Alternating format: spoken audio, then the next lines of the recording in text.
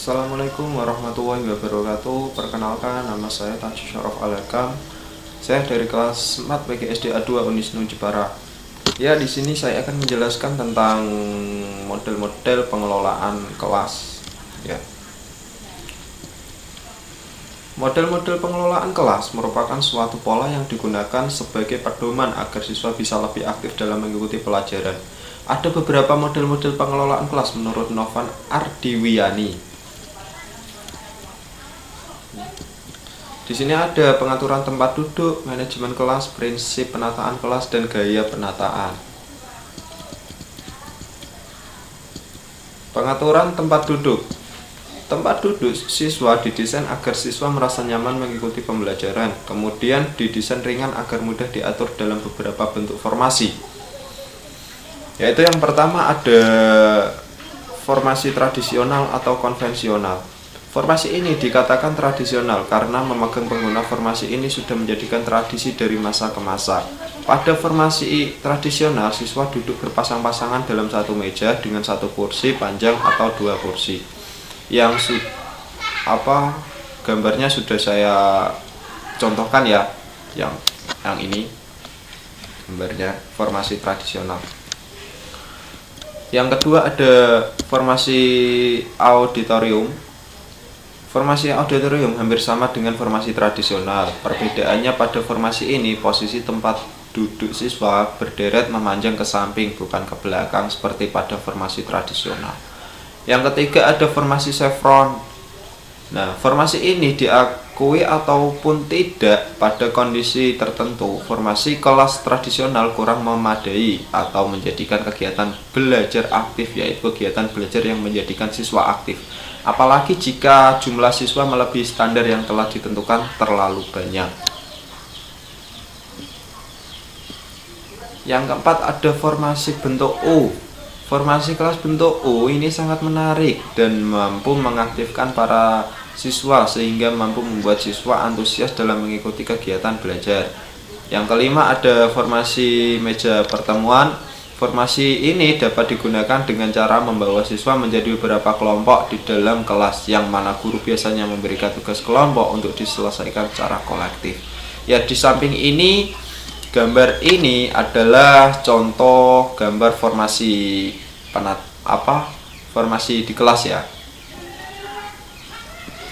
Yang keenam ada formasi konferensi, yaitu guru dapat formasi ini hanya mengelontarkan tema yang harus dibahas, kemudian mengawasi dan sesekali mengarahkan siswa untuk bisa menjalankan kegiatan belajar. Formasi konferensi ini sangat baik digunakan ketika guru hendak menggunakan metode diskusi atau debat aktif. Yang ketujuh ada formasi pengelompokan terpisah atau disebut dengan breakout groupings.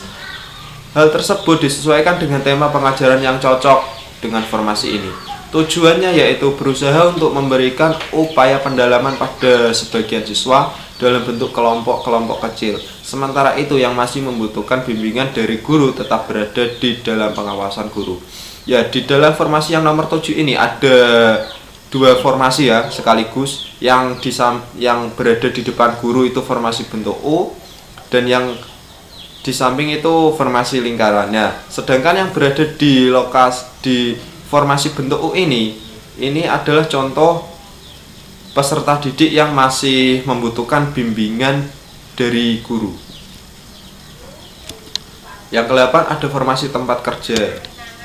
Formasi tempat kerja ini sangat tepat jika dilakukan di dalam laboratorium, yang mana setiap siswa duduk satu tempat untuk mengerjakan tugas seperti mengoperasikan komputer, mesin, atau melakukan praktik di laboratorium.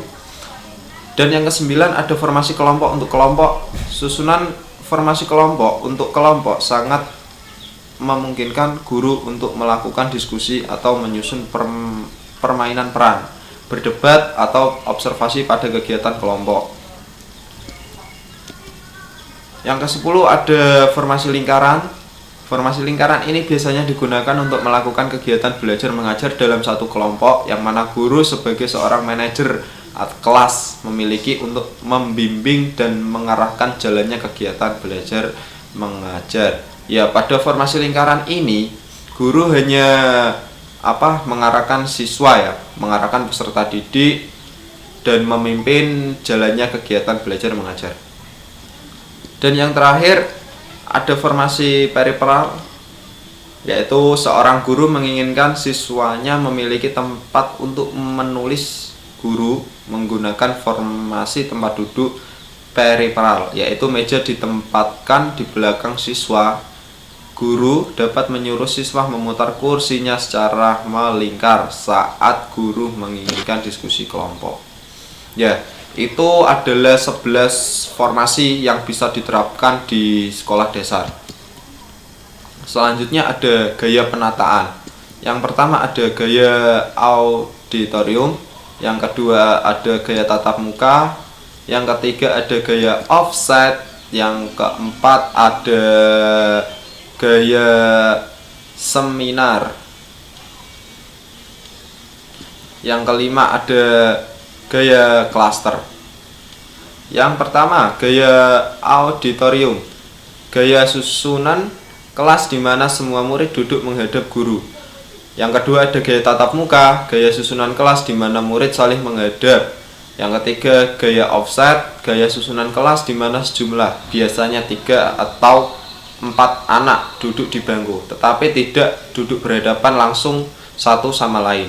Yang keempat ada gaya seminar, gaya susunan kelas di mana sejumlah besar murid 10 atau lebih duduk di susunan berbentuk lingkaran atau persegi atau bentuk U.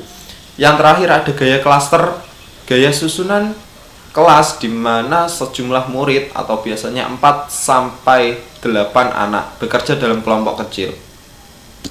Selanjutnya ada prinsip penataan kelas. 1. Mengurangi kepadatan di tempat lalu lalang. Yang kedua, memastikan bahwa peserta didik dengan mudah melihat guru, begitupun sebaliknya. Selanjutnya ada materi pelajaran manajemen kelas. Yang pertama, manajemen kelas spatial learning atau penataan ruang belajar. Ruang kelas harus tertata rapi, tidak berantakan, dan mampu membuat siswa yang belajar di dalamnya merasa nyaman. Yang kedua, manajemen kelas determination of regulation in the room atau penataan peraturan di dalam ruangan pengatur kelas agar siswa dapat belajar dengan nyaman dan guru pun mengajar dengan baik. Yang ketiga, manajemen kelas beginning of effective teaching atau permulaan pengajaran yang efektif. Dan yang keempat ada manajemen kelas implementation of effective learning, yaitu pelaksanaan pembelajaran yang efektif. Dan yang kelima ada manajemen kelas study group atau kelompok belajar. Nah, mungkin hanya itu yang bisa saya sampaikan dan saya jelaskan. Kurang lebihnya saya mohon maaf yang sebesar-besarnya, kurang lebihnya. Wabillahi taufiq wal hidayah. Wassalamualaikum warahmatullahi wabarakatuh.